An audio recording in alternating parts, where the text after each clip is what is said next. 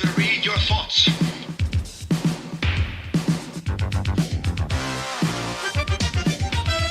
From the future. The movies of 1985.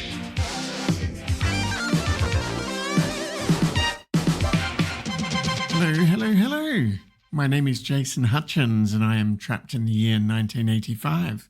It is week 37, that's Tuesday the 10th of September to Monday the 16th of September. And what I'm going to do to while away the time until I await rescue is I'm going to select a random number from a bingo machine and thereby select a movie to rent from a local video store. So let me spin that bingo machine now.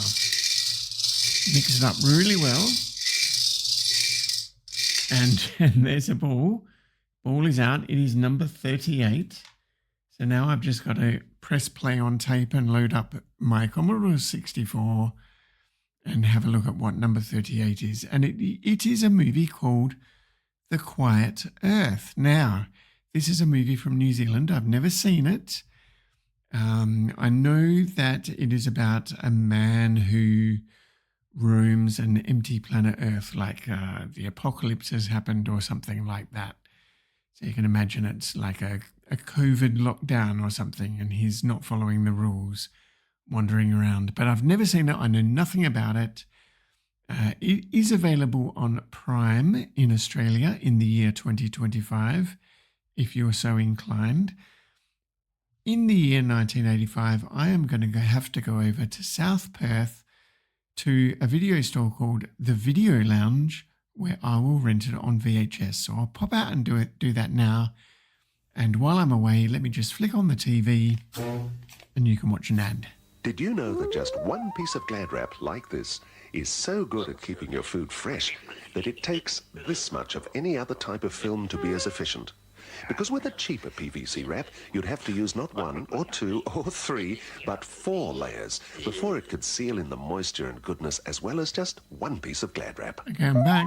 So, just pop this in. when you want the one wrap that keeps your food fresher longer, Glad wrap is quite simply the right Let's just stuff. pause this. And so I've returned from the video store with the cassette for The Quiet Earth, a New Zealand movie, a precursor to Lord of the Rings, maybe. Now, I love the cover of this movie. It looks like a classic science fiction novel. So on the cover, we've got the title in a futuristic font, The Quiet Earth, down the bottom. And above that, we see a silhouette of a man walking across a sandy desert, perhaps with his footprints behind him, looking towards a massive ringed planet rising over the horizon, like the planet Saturn, and some clouds ahead of that look like they might be mushroom clouds or nuclear explosions. They don't quite look like they're that shape, but they're very evocative for sure. And I just like this sort of airbrushed look of the cover. It really looks like a classic sci-fi. Flipping over to the back, we have a photo of this man, presumably in a suit, and he's looking at a billboard or something. It's a bit hard to see exactly what's going on. And the blurb on the back says, "There's been a mistake and mankind is about to end. Imagine yourself as the last person on Earth. For scientist Zach Hobson, Bruno Lawrence, it's not a fantasy.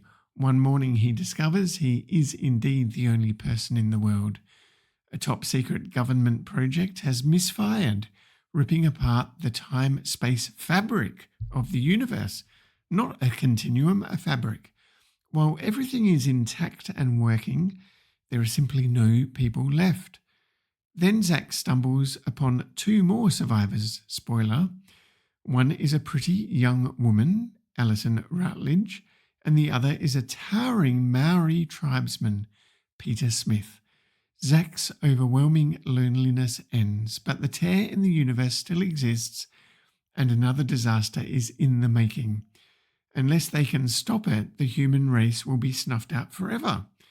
An imaginative, provocative film shot on location in New Zealand, The Quiet Earth will dazzle you with its superb special effects and brilliant cinematography, challenging you with its theme and leave you utterly stunned by its incredible climax.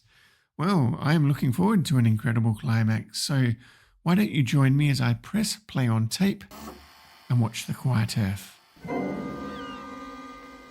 At 6:12, precisely, Zack Hobson died,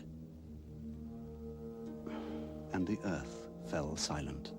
Zack Hobson, July 5th. 1. There has been a malfunction in Project Flashlight with devastating results.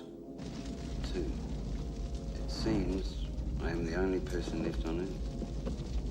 Parent?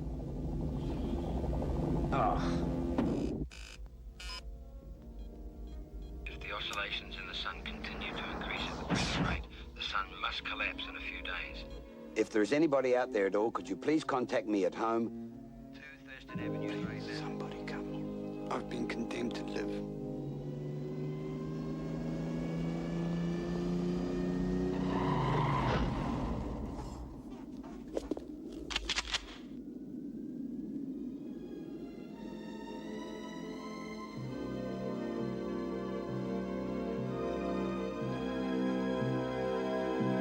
Kia ora.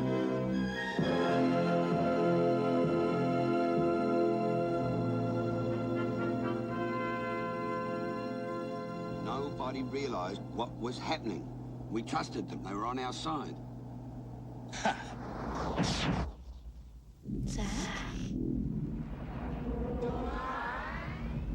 The Warwick boss went with the rest of them. There's just you and me now.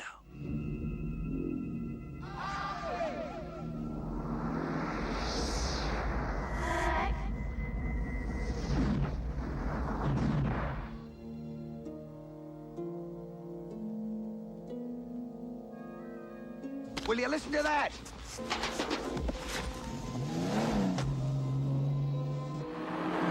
I can only conclude that the fabric of the universe is not only altered, but is highly unstable.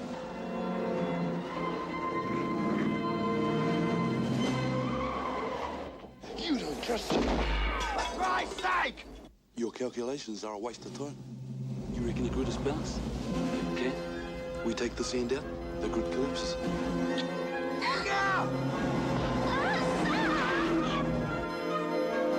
He is.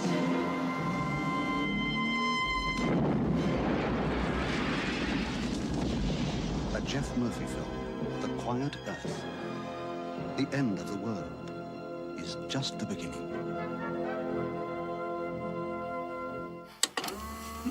I really enjoyed this movie. I'm giving it 4 out of 5 and putting the Mintox label on there, which means you need to track it down and watch it yourself if you can. Now, it was spoiled a little bit by the fact that everything's been overdubbed and they don't get that exactly right. It was the first New Zealand film to do that. It's quite common these days to re-record all the dialogue. But they did it for this movie in particular because they wanted to control the ambient audio, so they didn't want any sounds of the real world leaking in, because this man, Zack Hobson, is the last living creature on Earth. It's not just the last person, but there's no animals, there's no birds or anything like that. So all of the sounds in the movie need to be very deliberate. Having said that, there's not very much dialogue, at least not at the beginning of the movie, because he is all by himself. He doesn't encounter another person until 36 minutes in. But the cinematography is just wonderful to look at, and there's really good sets and explosions. It looks like a very Hollywood movie, a very modern movie in some ways. Now, the video cover of Saturn rising over a beach, not a desert, spoils the shocking conclusion of this movie. I can't get my words out, can I? Because that is the final scene. And it's a bit Planet of the Apes, you know, when Charlton Heston discovers the toppled Statue of Liberty on the beach and realises that he's been on Earth all this time. That's kind of what the ending of this movie is. Bruno Lawrence, playing Zack Hobson, realizing that he's now not in Kansas anymore. He's been transported to another dimension or another planet. Now, this is based on a 1981 book by the British New Zealand author Craig Harrison. It's set in Hamilton in New Zealand, which is not too far from where Hobbiton is these days.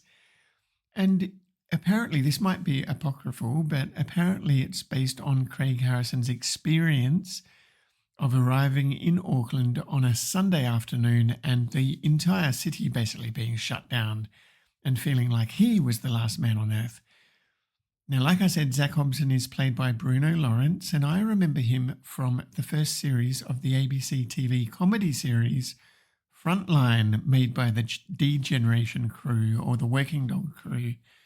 Now, that was made in 1994.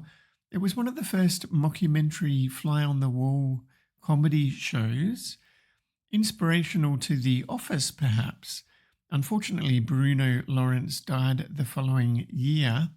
So in the 1995 series, they had to replace him with another actor. He played the head of a newsroom producing a magazine-style current affairs program.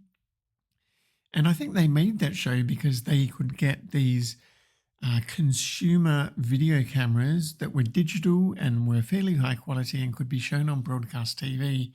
But they were nice and compact, and so you could film in a real office without lots of camera and lighting getting in the way. So it was really the technology driving that. Now, before I get too much in the weeds, let me go through the first 20 minutes. Now, this movie opens with probably the best 80s title sequence that we've seen so far, because it's just a zoomed in shot of the sun rising over the ocean. Of course, when you're zoomed in like that, it only takes a couple of minutes for the sun to fully appear out of nothingness, and the credits are overlaid with this very dramatic orchestral soundtrack. You heard a bit of that in the trailer. It sounds really good. That goes on for about 3 minutes, and then we see a naked upside-down Zac Hobson, that's our pal Bruno, lying on a bed. So it is surprising at the beginning to have this full frontal male nudity, and I always thought that Bruno Lawrence was a fairly straight-laced kind of guy, because I only knew him from Frontline. That turns out not to be the case, so he just jumped at the chance to get the togs off, I think. We'll hear more about that later. Now, the clock on the bedside table shows 6:11 a.m. and as it changes to 6:12 a.m. we see the sun from the opening credits. We see it flash black, and then Zac awakens after passing through a tunnel of light as if he had died and been reborn. So he gets dressed and he wonders why his little radio in the kitchen isn't working. So he tries phoning into work, but there's no answer. And he heads off to start his day. He drives to the petrol station to get some petrol, but it's vacant. So he goes into the garage workshop next door to investigate, and it looks as if it's been recently abandoned. There's lots of signs of life. For example, there's a kettle boiling over in the break room. And he notices then that the toilet is engaged. You know how the toilets have a little engaged lock. But when he looks under the bottom of the toilet door, there's nobody inside. So how did that become locked? And while I'm watching this, I'm thinking, this is a little bit like that TV series, The Leftovers, with people just suddenly disappearing. So then he drives through his little township, beeping his horn, but there's no response. He stops at a house and smashes the front window, which is quite an interesting scene. It looks like quite an ornate window that he smashes for real. So I imagine they didn't have more than one take to do that. So he goes inside the house and he realizes there's a half-eaten breakfast on a tray table lying on bed as if it was on someone's lap and as if the person eating it has just disappeared. So it's getting curiouser and curiouser. So there's a lot of exploring, lots of shots of the beautiful New Zealand countryside. And he drives past things like a road line marking machine, you know, the thing that might paint the lines in the middle of the road. that's just run off the side of the road and continued to paint the lines off, as if the person driving it has just disappeared. And he almost crashes into a truck that's just abandoned in the middle of the road, and he hops inside that and uses its radio, but it's just radio silence out there. He can't make contact with anybody. And then he notices some smoke, and he's sort of drawn towards this big factory that's just piles of rubble and things. And he realizes, like that Steven Spielberg movie War of the Worlds, a jet airliner has just crashed into the middle of the building, like a full-sized one. He's totally dwarfed by it. But there's no bodies or anything. And when he looks at the seats, they're all buckled still. So, yeah, we really get the clue. People have disappeared. So he arrives at his work, and it turns out he works at Delenko Research. And he's a research scientist of some description, and he goes into the lab. There's nobody in the lab. He logs onto a computer terminal, and he sees that there are like phone numbers for similar labs, Delenko outposts all around the world in the cities New York, Tokyo, London, Moscow, Paris, Rome, Athens, and Perth. Perth, where I'm from. So we've got a lab, and they've got phone numbers for all these labs, and the Perth phone number is 337-6195, which isn't a fake movie phone number, 555 or whatever. In fact, my childhood home, our phone number was 337 something something, so this was pretty close to that. So I did a bit of a reverse phone number lookup. And yes, somebody lives in Kubelup to this day with that phone number. I wonder if anyone's ever phoned them. If I was braver, I'd do it as part of this podcast.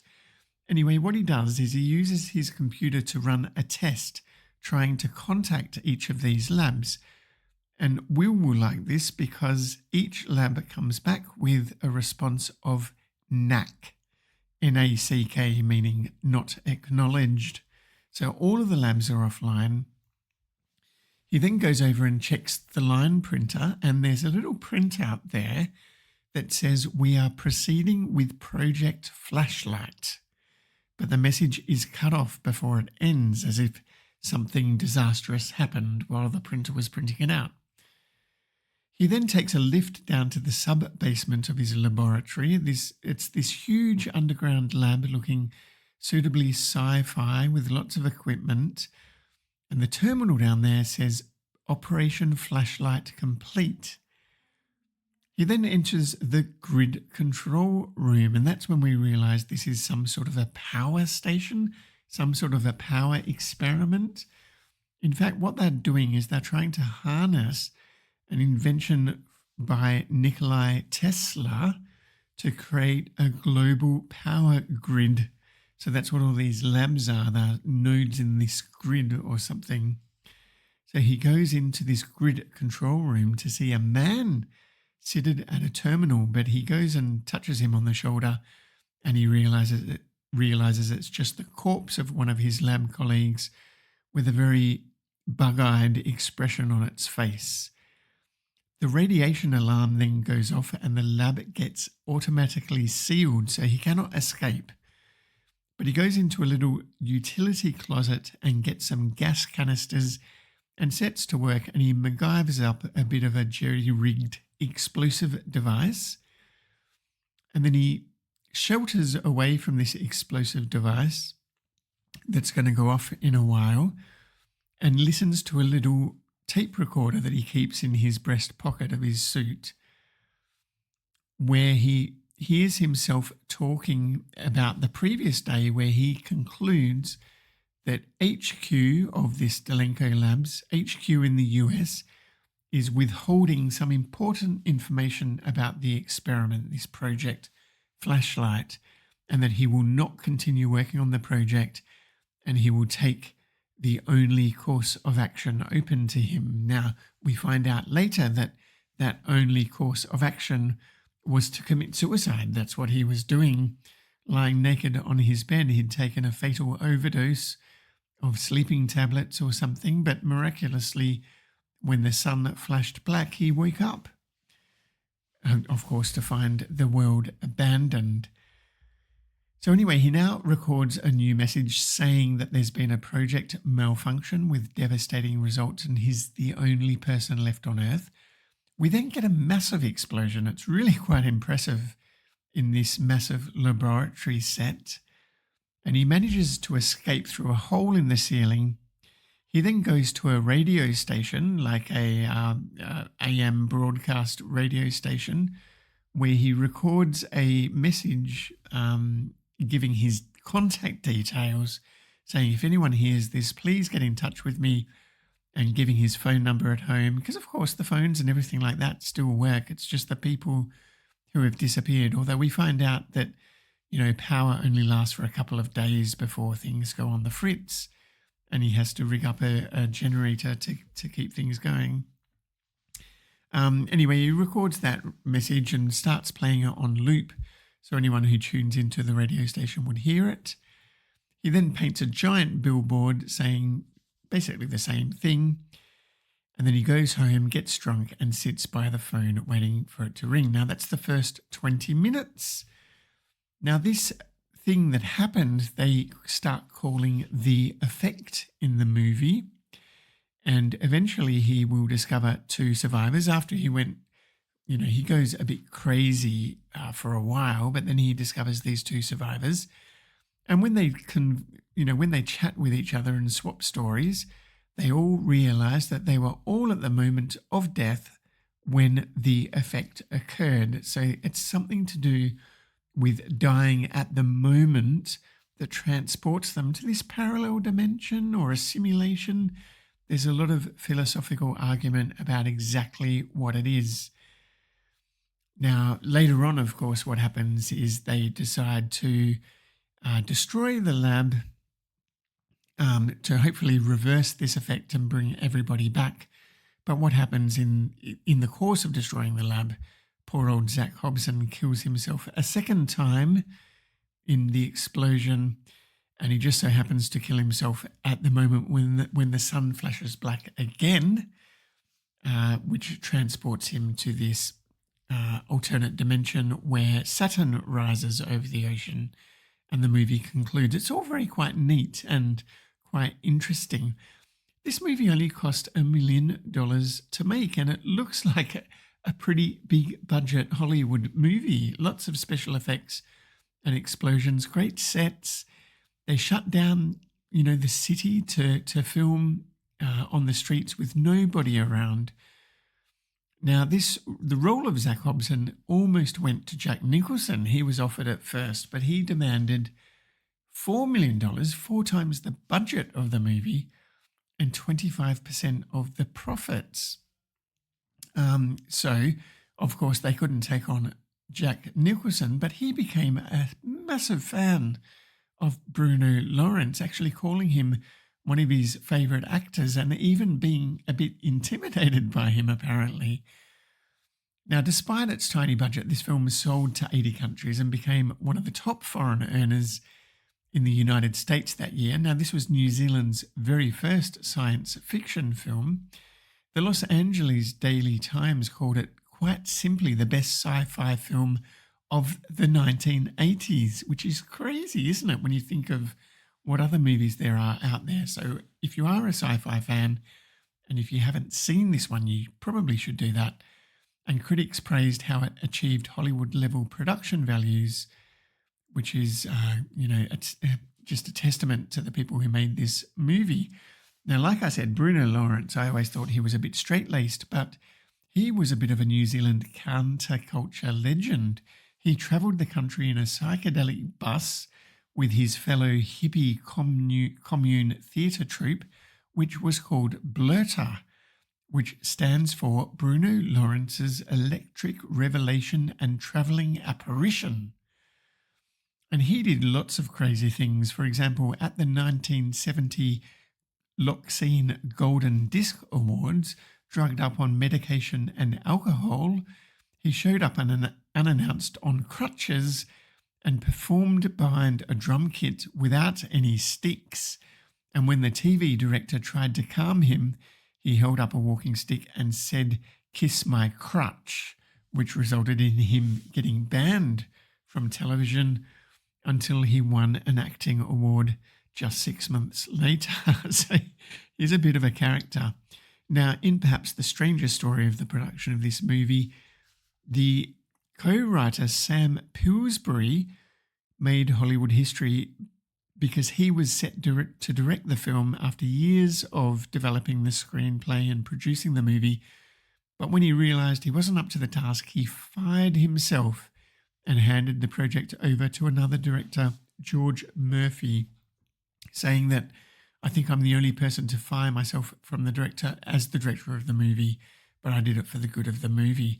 Now, this was made very cheaply, very quickly, but they filmed in 93 locations across New Zealand with a very obsessive assistant director constantly staring at the background to make sure that no signs of human life or human activity crept in.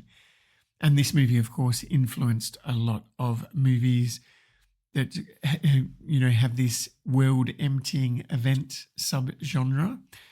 Movies like 28 Days Later and maybe like Vanilla Sky when Tom Cruise winds up in an empty Times Square. So it did have a lot of influence. Now, I did say that everything was overdubbed. And in America, the Maori accent of Peter Smith, who played one of the three survivors, his character name's Api, he was overdubbed with a deeper voice and an American voice, a bit like Mel Gibson getting overdubbed in the original Road Warrior movie, creating a bit of lasting controversy.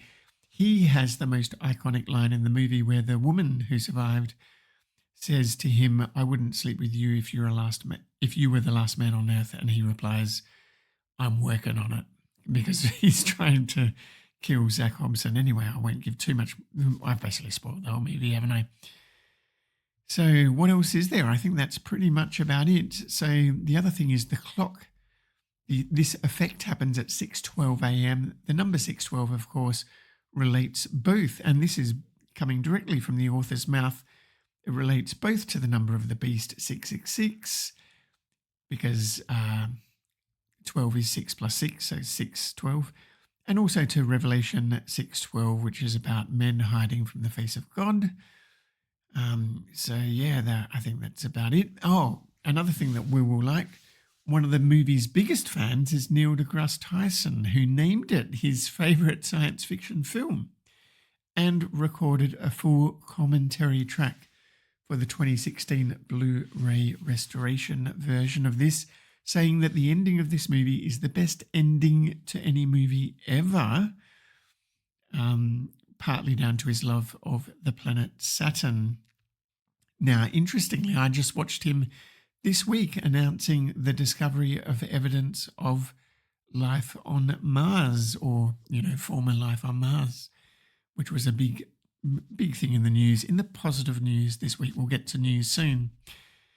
There's a lot of fan theories of this film, but the last piece of trivia is that during the 2020 COVID lockdowns, I did mention COVID lockdown in the intro, scientists discovered that that global seismic activity had dropped by 50% as human activity ceased worldwide, and referencing this movie, they called this phenomenon the Quiet Earth. So there you go. But now,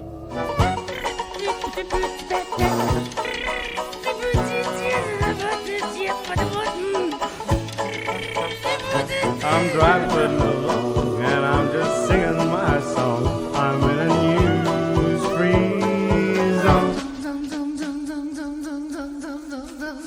well, welcome to the News Free Zone, everybody, that part of the podcast where we talk about the news from 40 years ago. So we don't need to talk about the news from 2025, but I will talk about a little bit of news. Not only was there evidence of life on Mars, but Robert Redford passed away this week at the age of 89. He, of course, was in Out of Africa, which we watched a few weeks ago. The other bit of news this week in the year 2025 is that Super Mario Brothers turned 40. So Nintendo did a direct on Friday about that.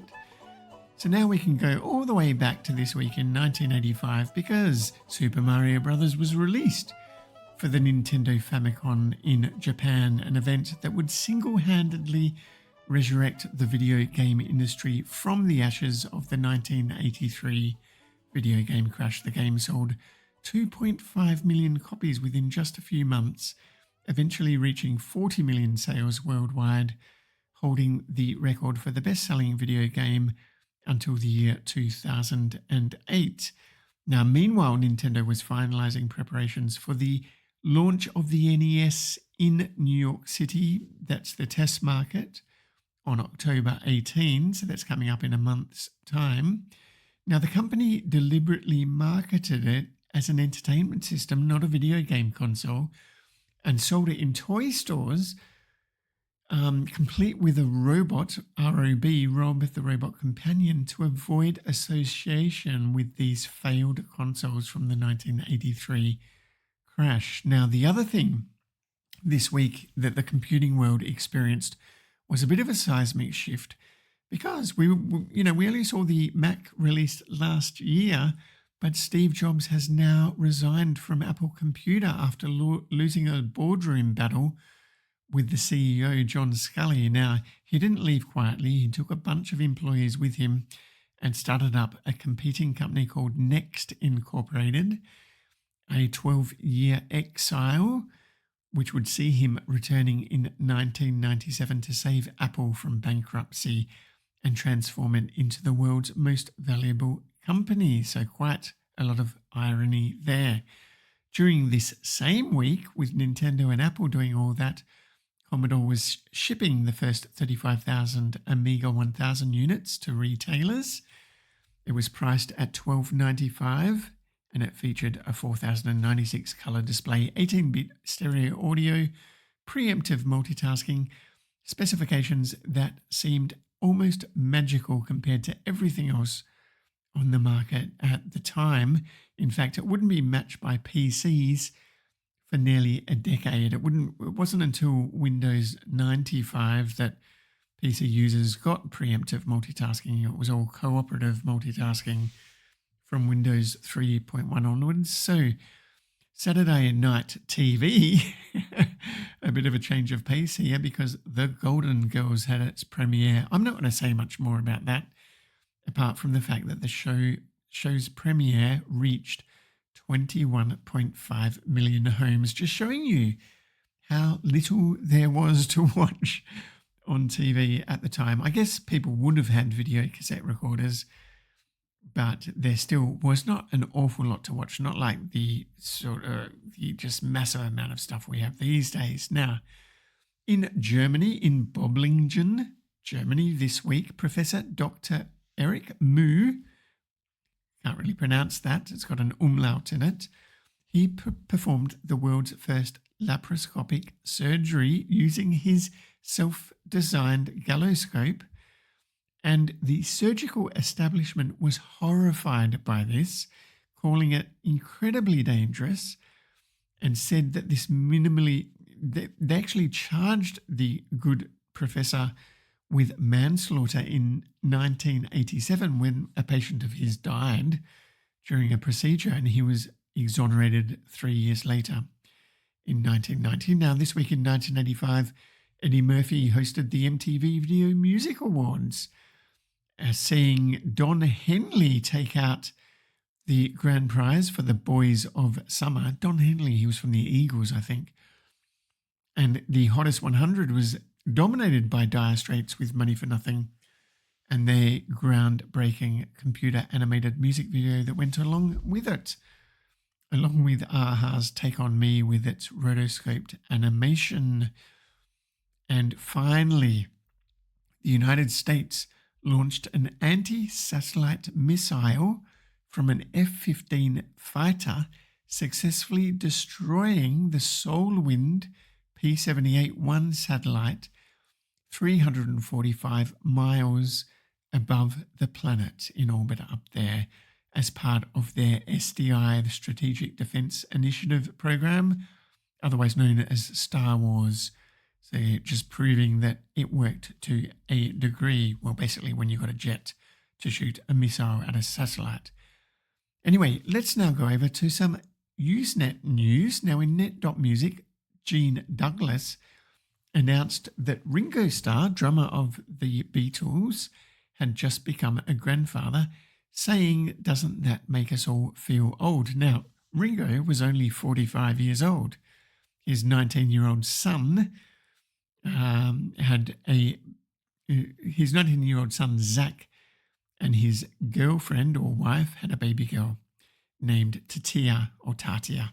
Now, on net.micro.mac, Steve Langdon gave Drystone results for his little Macintosh computer. Now, Drystone was a benchmark that did lots of integer arithmetic, trying to do real-world computations with integers, and he was quite proud using his Mac C compiler that he got a really good Drystone result, saying that the executable was only 4.5 kilobytes and he got 694 Drystones per second on his 2 megabyte Mac. Now, he got the source for this Drystone benchmark from net.sources. So, of course, I went over to net.sources, downloaded the same C program, compiled it on my Mac. My executable was 50 kilobytes, a little bit larger than Steve's back in 1985, but still small enough to fit on his 1985 Mac. And I ran the benchmark, and Steve got 694 Drystones per second. On my laptop, I got 474,833,808 Drystones per second. It's just incredible how fast our computers are compared to the computers of 1985.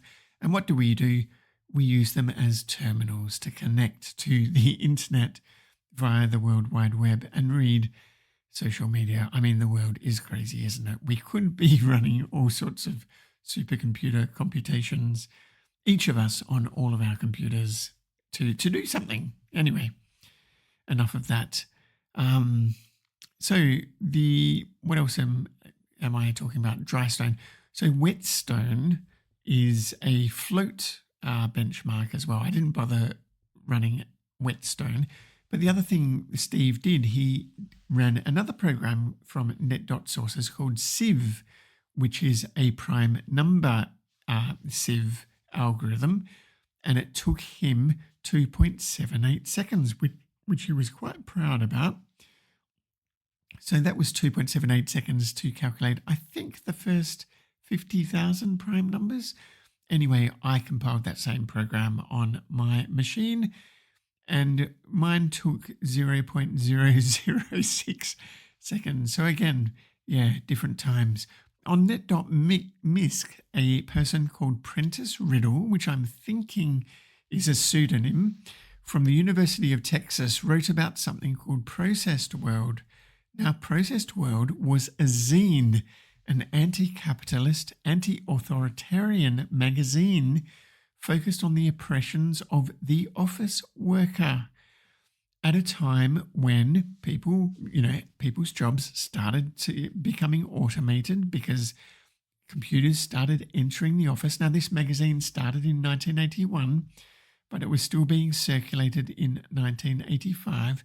And I did go down a bit of a rabbit hole because you can find all back issues of the magazine online as scanned PDFs. And it was quite interesting to read some of that because I've been reading a bit about the Luddites at the time of the Industrial Revolution, and a book called Blood in the Machine, which is sort of likening those to what's happening these days with artificial intelligence taking over workplaces.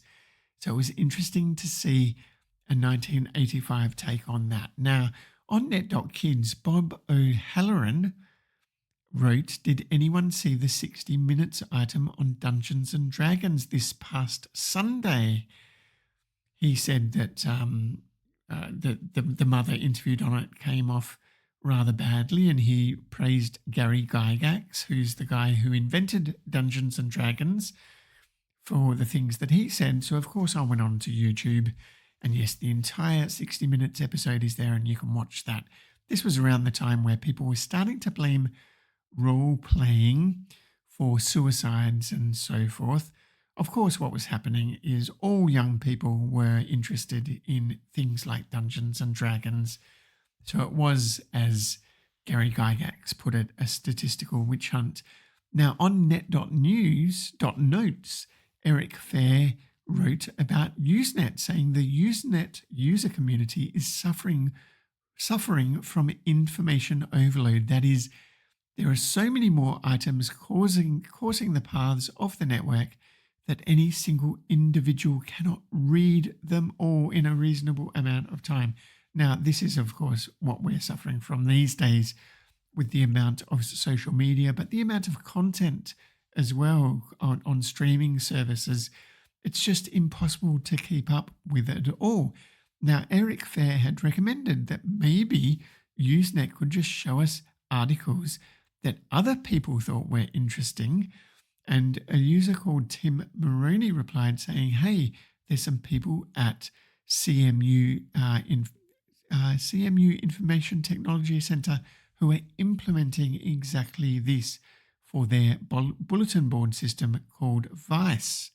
And it is interesting because that's something that happens with social media these days, where the most liked comments bubble up to the top.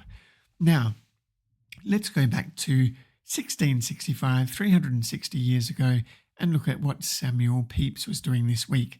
So he was obsessed with his new purchase of a minute watch, that is, a timepiece that kept fairly precise time. And he was walking around the city timing his walking route from Woolwich to Greenwich, and discovered that he could arrive within 1 or 2 minutes constantly to the same place at the end of each quarter of an hour. So he was fascinated with his miraculous, accurate timepiece. So he was doing this, of course, during a pandemic because people were dropping dead around him from the plague. So his own waterman, who had just carried him off a couple of days earlier, caught the plague after dropping Pepys off, and had died within a couple of days. A labourer that he'd sent to check on people ended up dead, and both of his servants' fathers dropped dead within the same week as well. So lots of people close to him, but he continued working from isolation, staying in the office overnight and sending his messenger Marlowe to fetch him dinner, which was a piece of bread and butter and cheese and a bottle of beer. And he ate this simple meal at his desk while working through basically an apocalypse with only his boy Tom, poor old Tom, who had just lost his father to the plague, for company. So there you go. A long episode this week. I feel like I had a lot to talk about. I hope you enjoyed it and I didn't ramble too much. Anyway, until next week, don't forget to rewind.